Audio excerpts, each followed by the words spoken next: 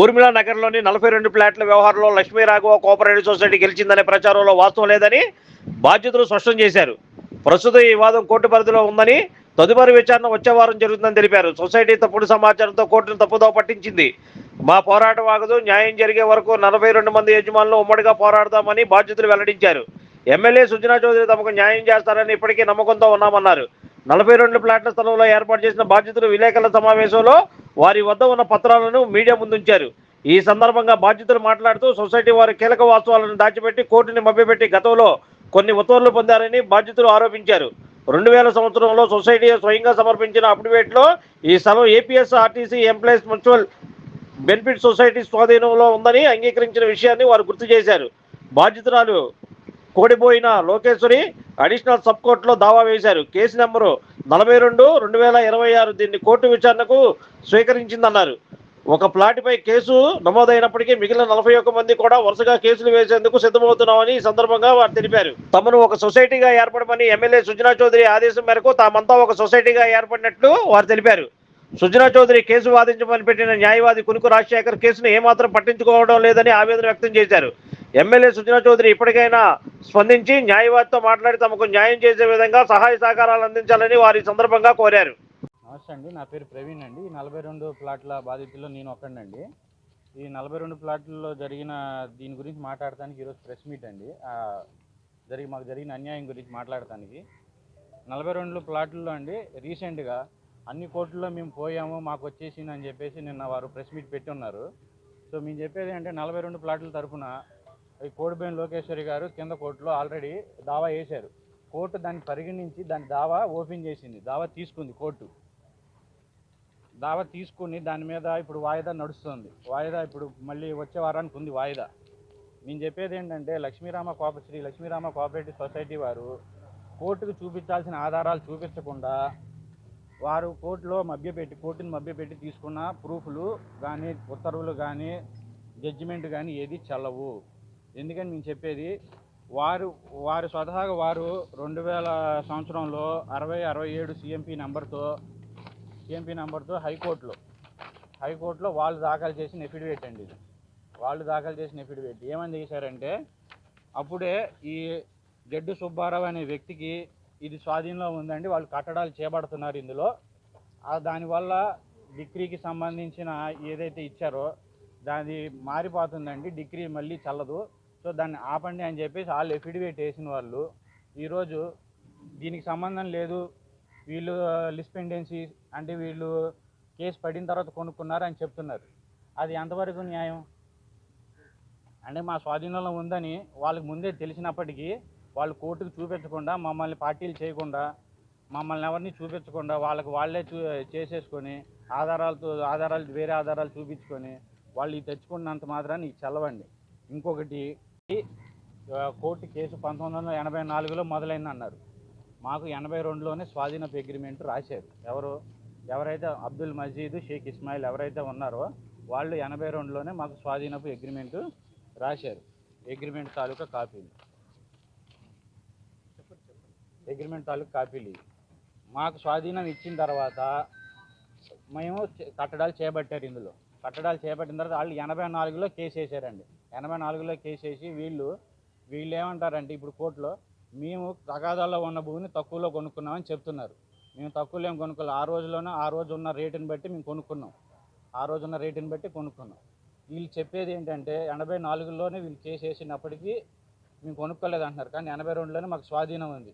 So మేము చెప్పేది ఏంటంటే 82లో మాకు స్వాధీనం ఉన్నప్పుడు మేము లిస్పెండెన్సీ కిందకి రాము. 53A transfer of property act ప్రకారం మాకు ఇది న్యాయబద్ధంగా చెందుతుంది. దాని ప్రకారం మేము కోర్టుకి వెళ్ళాము. అది కోర్టు కన్సిడర్ చేసింది.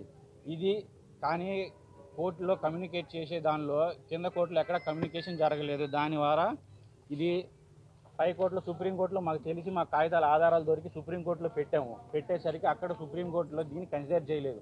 దాని ద్వారా మేము కింద కోర్టులో ఇప్పుడు దాని మీద కేసు ఫైల్ చేసాము. దాన్ని కన్సిడర్ చేసింది, దావా ఓపెన్ అయింది. సో ఇప్పుడు ఏం చెప్తామంటే, మేము ఒక దావా పడింది, మిగతా వాళ్ళు కూడా రెడీగానే ఉన్నారు దావాలు వేయటానికి. కాకపోతే మేమందరం నష్టపోయి ఉన్నాం కాబట్టి మేము ఎమ్మెల్యే గారిని కలిసాము. ఆయన ఏమన్నారు మా వాళ్ళు చెప్తారు.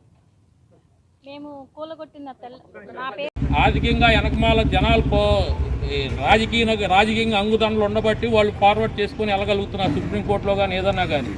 మేము సుప్రీంకోర్టు దాకా హైకోర్టులో కూడా హైదరాబాద్ హైకోర్టులో కూడా కోఆపరేటివ్ సొసైటీ కింద ఆదిశేషి గారి సొసైటీ కింద పాస్ సొసైటీ ఉన్నప్పుడే గెలిచింది. ఇది 2011లోనే గెలిచింది. ఇది సుప్రీంకోర్టులో గెలిచిన తర్వాత సుప్రీంకోర్టు గైడ్లైన్స్తో అప్పుడు డబ్బులు ఈ స్టేట్ బ్యాంక్ ఇది అర్బన్ దాని కింద కట్టమని ఇచ్చారు. కట్టమని ఇచ్చిన తర్వాత దాన్ని మళ్ళీ మార్చి ఆపారు. కొన్నాళ్ళు ఆపిన తర్వాత ఈ సొసైటీ 2014లో వీళ్ళు ఫేక్ సొసైటీ పుట్టించి వీళ్ళు క్రియేట్ చేసి నెంబర్స్ చేసుకున్నారు. ఈ మొత్తం ఫస్ట్ నుంచి బైలా తీసి పాత బైలా ప్రకారం సభ్యులు ఎవరున్నారు, దీనికి ఎవరు సంబంధించింది అని ఆఫీసర్స్ అనేవాళ్ళు ఎవరన్నా కరెక్ట్గా ఉంటాయి తీసి చూస్తే దానికి సంబంధించిన డాక్యుమెంట్స్ వస్తాయి. ఒక స్థానికంగా ఉన్న ఎమ్మెల్యే గారు కానీ ఎంపీ గారు కానీ అసలు పాత బైలా అనేది ఉంటుంది. దీనికని సొసైటీ స్థాపించిన బైలా, దీని నెంబర్ ఎవరు, ఇప్పుడు వీళ్ళు ఎక్కడి నుంచి వచ్చారు, ఫస్ట్ నుంచి బ్యాంక్ పుస్తకాలు ఇవన్నీ ఉంటాయి. ఇప్పుడు మేము ఎలాగో పాడైపోయాం. 42 మంది ఇల్లు కట్టుకున్న వాళ్ళు అందుట్లో పాడైపోయారు. నమస్కారం. మొన్న కూడా నేను చెప్పాను, దేవుడి స్క్రిప్ట్ ఎంత గొప్పగా ఉంటుందంటే 42 ప్లాట్ల విషయంలో ఫస్ట్ అడిషనల్ సబ్ కోర్టులో కోడిబోయిన లోకేశ్వర్ గారి పేరు మీద కేసు ఫైల్ చేస్తే కేసు నెంబర్ కూడా 42/2026 వచ్చింది. 42 ప్లాట్ల వాళ్ళకి కేసు నెంబర్ 42/2026 వచ్చింది. అన్ని చోట్ల కేసు పోయిందని చెప్తా ఉన్నారు. కోర్టు నిర్ణయాల విషయం అందరికీ తెలుసు. కానీ కింద సబ్ కోర్టులో ఈ రోజున కేసు రీఓపెన్ అయింది ఒక కోడిపోయిన లోకేశ్వర్ గారి పేరు మీద. అంటే ధర్మయుద్ధం మళ్ళీ మొదలైందని చెప్పడానికి ఆ కేసు వివరం గురించి చెప్పాం. అట్లాగనే కేసులో కూడా కోర్టుకి చాలా అంశాలని తెలియజేయకుండా మోసపూరితంగా పొందినటువంటి ఉత్తర్వులు ఏవి కూడా చెల్లవని చెప్పి దావా దాఖలు చేయడమైంది. కోర్టు కూడా కేసు తీసుకుంది. ఇవాళ ఒక్క కేసే దాఖలైందని చెప్తా ఉన్నారు. మొదట ఒకటే కదా అవుతుంది. 42 మంది ప్లాట్ ఓనర్లో మొదట ఒకటే అయ్యింది. వరుసగా కేసులన్నీ నమోదవుతాయి. కొంత టైం పడుతుంది, దానికి కూడా కొంత టైము పడుతుంది. ఖచ్చితంగా చాలా కేసులు పడేందుకు కూడా ప్రయత్నం చేస్తూ ఉన్నాం. 42 ప్లాట్ యజమానులు కూడా ఉమ్మడిగా చాలా బలంగా వాళ్ళు న్యాయం జరిగేంత వరకు నిలబడాలనేటువంటి కృత నిశ్చయంతో ఉన్నారు. ఈ అంశంలో ఖచ్చితంగా న్యాయం జరుగుతుందని మేమైతే భావిస్తూ ఉన్నాం. చాలా ముఖ్యమైన విషయం ఏంటంటే ఇప్పుడు ఏదైతే మనం ఇక్కడ నుంచొని ప్రెస్ మీట్ పెడతా ఉన్నామో ఈ రోడ్డుని ఎస్కేటీ వెస్ట్ మెడోస్ వాళ్ళు కార్పొరేషన్కి రిజిస్టర్ చేశారు. ఈ ఆస్తిని ఇప్పుడు ఎక్కడైతే మనం ప్రెస్ మీట్ మాట్లాడుతాం ఈ రోడ్డుని ఎస్కేటీ వెస్ట్ మెడోస్ వాళ్ళు కార్పొరేషన్కి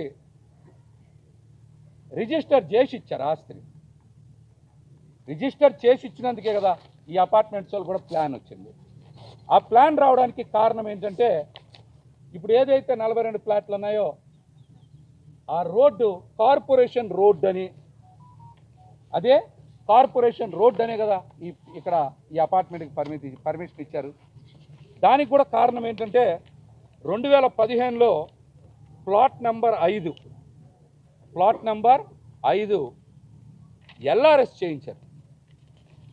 లేఅవుట్ రెగ్యులైజేషన్ స్కీమ్ కింద ఎల్ఆర్ఎస్ చేయించారు. ఎల్ఆర్ఎస్ చేయించినప్పుడు ఈ రోడ్డు ఎస్కేటీ వెస్ట్ మెడోస్కి వచ్చే ఈ రోడ్డు కార్పొరేషన్ రోడ్ అని, పబ్లిక్ రోడ్ అని నిర్ధారించుకున్న తర్వాతనే ఈ పెద్ద అపార్ట్మెంట్కి అనుమతించారు. మరి ఈ ప్లాన్లో ఈ రోడ్డు కార్పొరేషన్ రోడ్డు అయినప్పుడు, ఈ రోడ్డు పబ్లిక్ రోడ్డు అయినప్పుడు ఈ 2 రోడ్లు కూడా కార్పొరేషన్ రోడ్లు పబ్లిక్ రోడ్లు అవుతాయి కదా. ఎప్పుడైతే ఈ రోడ్డు పబ్లిక్ రోడ్ అయిందో, కార్పొరేషన్ రోడ్డు అయిందో, ఈ 2 రోడ్లు కూడా ఏమవ్వాలి? కార్పొరేషన్ రోడ్స్ పబ్లిక్ రోడ్స్ అవ్వాలి కదా. మరి కార్పొరేషన్ వాళ్ళు ఎందుకు ఈ అంశం మీద అంత స్తబ్దుగా ఉన్నారు? మేము మున్సిపల్ కమిషనర్ గారిని కూడా కలిసాం. టౌన్ ప్లానింగ్ అధికారులు ఎందుకు అంత నిర్లక్ష్యంగా ఉన్నారు? మీ మీద ఎవరు ఒత్తిళ్లు పనిచేస్తూ ఉన్నాయి? ఎప్పుడైతే ఈ రెండు కూడా కార్పొరేషన్ రోడ్లు అయినప్పుడు మీరు ఎందుకు ఈ రెండు కార్పొరేషన్ రోడ్లని మీరు స్వాధీనం చేసుకోవడానికి ముందుకు రావట్లేదో మీరు సమాధానం చెప్పాలి. ఈ అంశం మీదనే కదా ఎస్కేటి వాళ్ళు హైకోర్టుకి వెళ్తే హైకోర్టు కూడా ఉత్తర్వులు ఇచ్చింది, మధ్యంతర ఉత్తర్వులు జారీ చేసింది ఈ రోడ్డునే కొనసాగించాలని. మరి అప్పుడు ఈ రెండు రోడ్లు కూడా ఏమవ్వాలి? కొనసాగించాలి కదా రెండు రోడ్లు కూడా.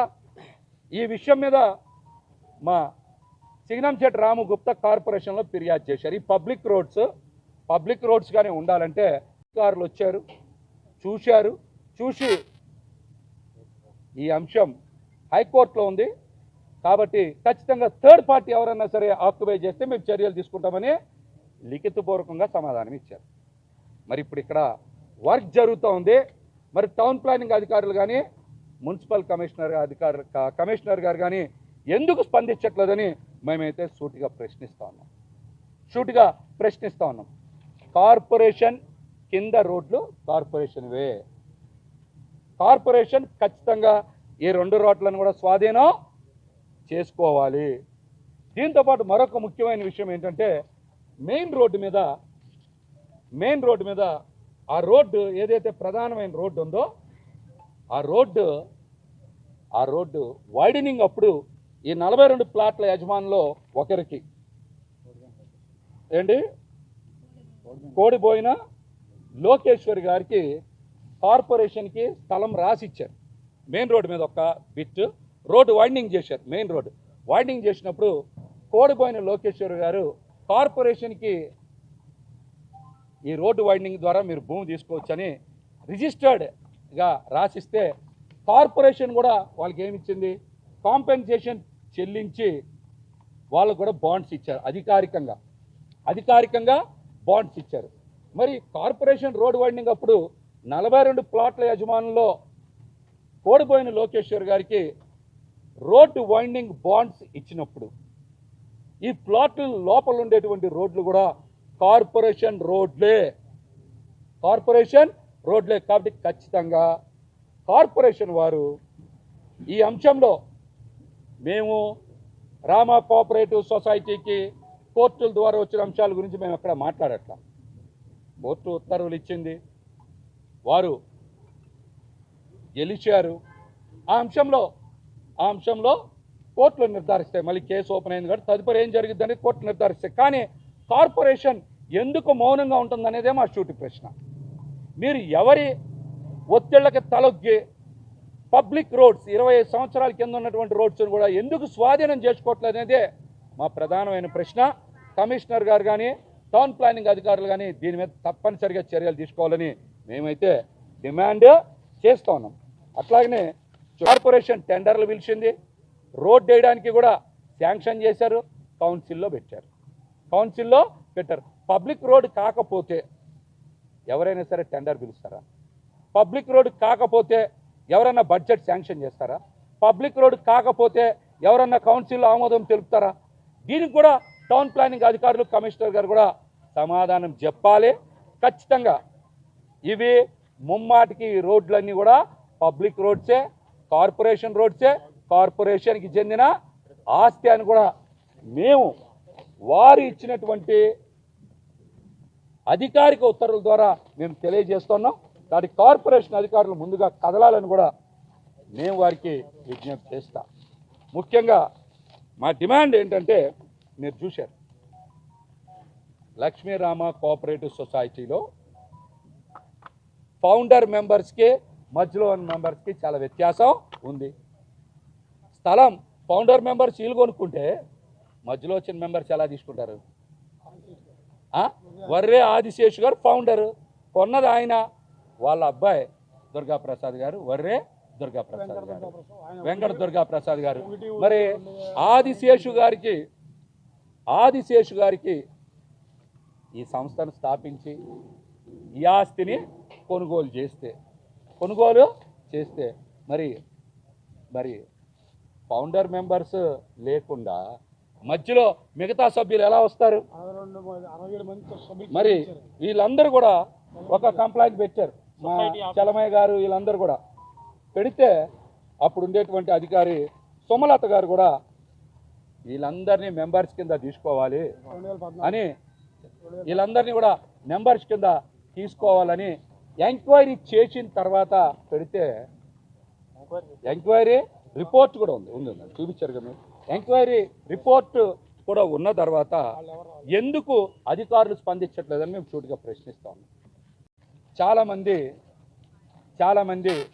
మాట్లాడుతూ ఉన్నారు, హైకోర్టులో ఓడిపోయారు, సుప్రీంకోర్టులో ఓడిపోయారు, ఎస్ఎల్పి పోయింది, అన్నీ పోయిన తర్వాతే కదా. ఇప్పుడు లోయర్ కోర్టులో కేసు ఓపెన్ అయింది, కేసు ఓపెన్ అయింది కాబట్టి ఖచ్చితంగా రాబోయే రోజుల్లో ఎక్కువ కేసులు నమోదు అవుతాయి. ఖచ్చితంగా ఈ న్యాయ పోరాటాన్ని కొనసాగిస్తాం. ఈ కొనసాగించే సమయంలో కొంతమంది ఇష్టానుసారం మాట్లాడుతూ ఉన్నారు, కేసులు పెడతాం, ప్రైవేట్ కేసులు వేస్తాం, అవి వేస్తాం, ఇవి వేస్తామని.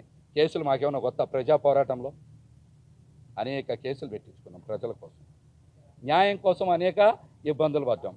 కేసులు మా ఎంట్రుకతో సమానం. అట్లాంటి వాళ్ళు చెప్పే మాటలు ఏంటి? అట్లాంటి మాటలు మాట్లాడేవాళ్ళకి ఒకటే చెప్తున్నా, కేసులు నా ఎంట్రుకతో సమానం. న్యాయం కోసం నిలబడతాం, ఎంతవరకైనా పోరాటం చేస్తామని కూడా ఈ సందర్భంగా తెలియజేస్తా. ముఖ్యంగా 42 ప్లాట్ల విషయంలో అత్యంత వేగంగా స్పందించి వీళ్ళ తరపున బలంగా పోరాడినటువంటి వ్యక్తి ఎవరైనా ఉన్నారంటే ఈ రాష్ట్రంలో అది వైఎస్ జగన్మోహన్ రెడ్డి గారు. ఆయనకి తెలవంగానే, మేమందరం వీళ్ళకి కలవంగానే ఖచ్చితంగా వీళ్ళ తరపున నిలబడతాం, పోరాడతామని చెప్పారు. చెప్పిన మాట ప్రకారమే పార్టీ కేంద్ర కార్యాలయానికి పిలిపించుకొని వీళ్ళందరితో మాట్లాడారు. మాట్లాడిన తర్వాత ఈ ప్రాంతాన్ని సందర్శించారు, బలంగా భరోసా ఇచ్చారు. అటువంటి ప్రయోజనాలు కూడా చెల్లవని మేము కోర్టుల్లో పోరాటం ప్రారంభించాం. ఖచ్చితంగా గెలుస్తాం, న్యాయం జరుగుతుంది అనేటువంటి నమ్మకం మాకైతే ఉందని కూడా ఈ సందర్భంగా తెలియజేస్తాం. Like, subscribe and press the bell icon for new updates.